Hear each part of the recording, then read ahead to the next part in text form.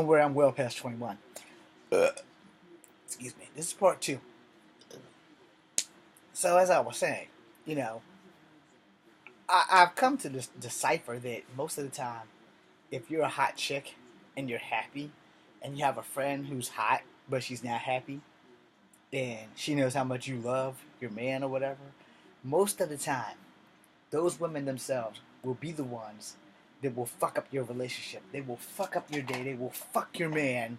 And then your man will be like, okay, well, I'm going to leave you for her. And then when that's all done, no longer are you friends. And your man doesn't get either one of you anymore. He'll try to work it out with you. And you'll be like, no, you left me for this bitch. And, and this shit does happen. And I had never, ever thought in a million years that I would ever hear the word bitch taken out of context by women. And I thought that bitch was like a word that women didn't use because it was like a male insult, just like the C word or a cunt. And I thought that women would never in a million years call each other out their names like that. And then I watched the Bad Girls Club and watch all these fights on YouTube, and the only word I hear is bitch or whore or you nasty slut or you motherfucker, dick, pussy, and snot. And I'm like, whoa, what the fuck? So as a man, I'm a little thrown back at the shit that I hear from you women towards your sisters at arms. I'm really conflicted about that shit because I'm sitting here and I'm like, well, y'all supposed to be for each other. Women ain't supposed to let other women suffer. But I have learned through the years that my stereotypical belief in how women live their lives compared to men living our lives is apparently not much different at all. So I'm sitting here and I'm thinking to myself, if women are doing this shit to each other, and then they go out and get mad because their man slept with their friend and all this other crap and this, that, and what have you, I was like, well, where the hell does it begin and how the hell did you fix it? If you don't know your friend, and it's always a possibility that your friend will sleep with your man. If you're in an open relationship, that's a different ball game. If you're in a committed relationship, that shit should be a no fucking brainer. No, you shouldn't even be worried about shit like that. However, bottoms up.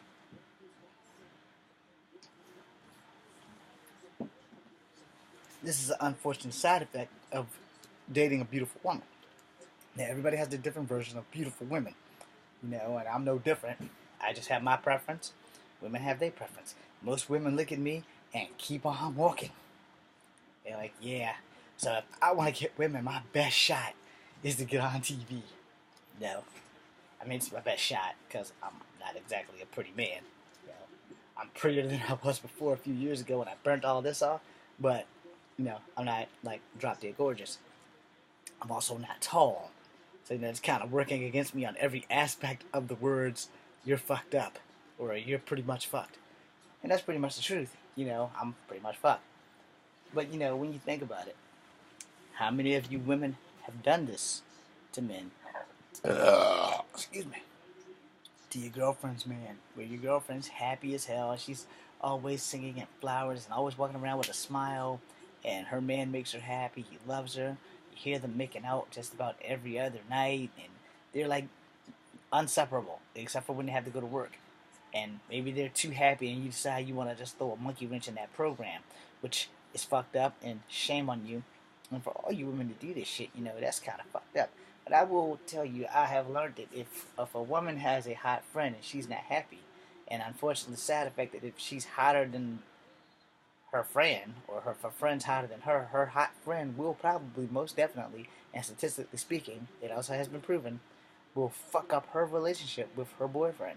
And she will probably fuck her man just for bragging rights, just to ruin the relationship and keep it a secret until the truth comes out. What's done in the dark will come to the light. So it's best to tell the truth and get that shit over with than to sit here and be like, yeah, nobody's gonna know. Let's just throw that skeleton in the closet. Skeleton, closet, done. Well, here's the thing. Some women don't understand. Sometimes you're gonna really have to work a man over to get him to fuck up with his woman. If a man is a dog, a woman know it. A woman is stupid enough to know it, or smart enough to know it. But if she's smart enough to know it and stupid enough to stay with him, then she's stupid enough to know it. But love make you do dumb shit. It really do. Love will make you do shit that is beyond a reasonable or a logical excuse for what the fuck you're doing.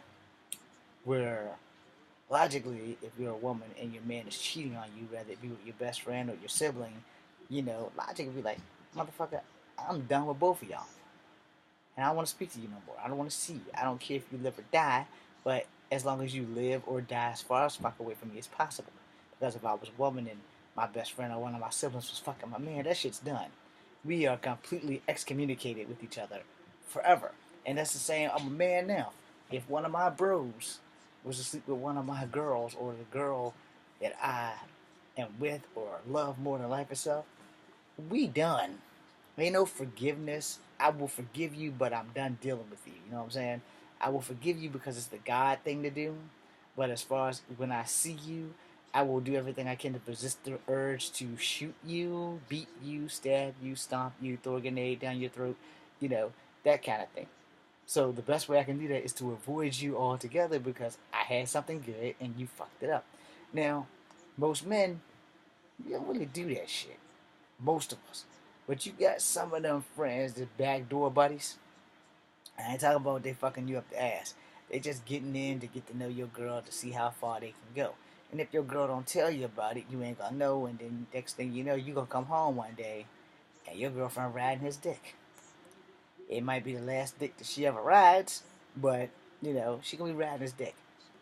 And in a situation for me, I'm gonna be like, okay, I'm gonna give you just enough time to finish coming. I'm not gonna fuck her up because I was raised better than that. But that dude ain't gonna make it out that house without his clothes. He ain't gonna have no clothes. If he wants to live to see another day, I don't give a damn.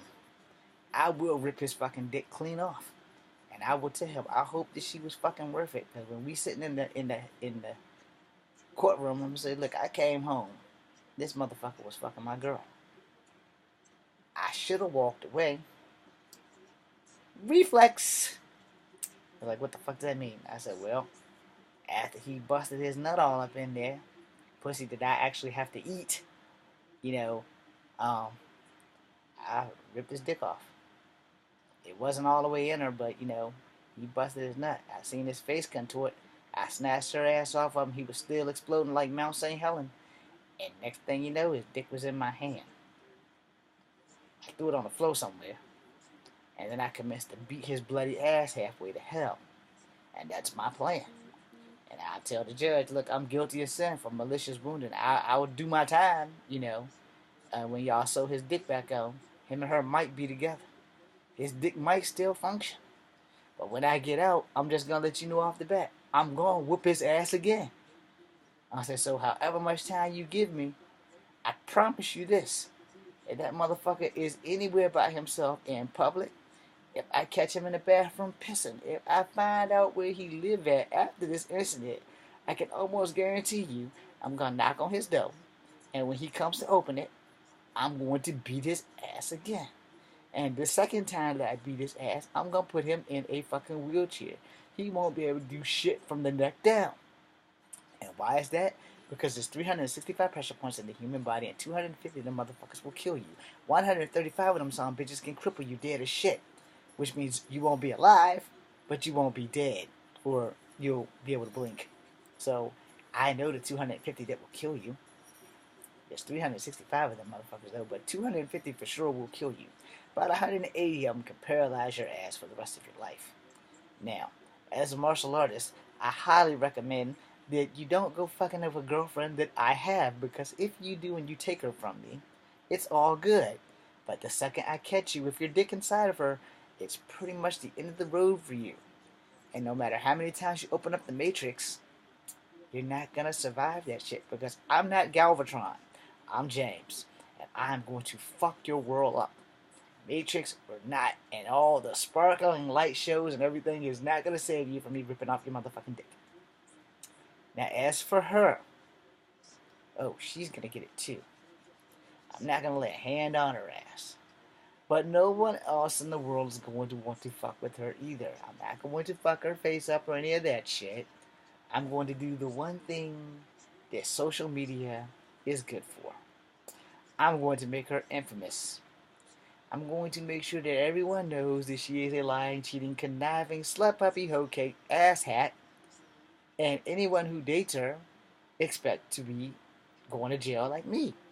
Because they're probably going to beat the fuck out the guy that she's cheating on them with, because that's a natural reflex. Most men don't really want to hit a woman. Some men will.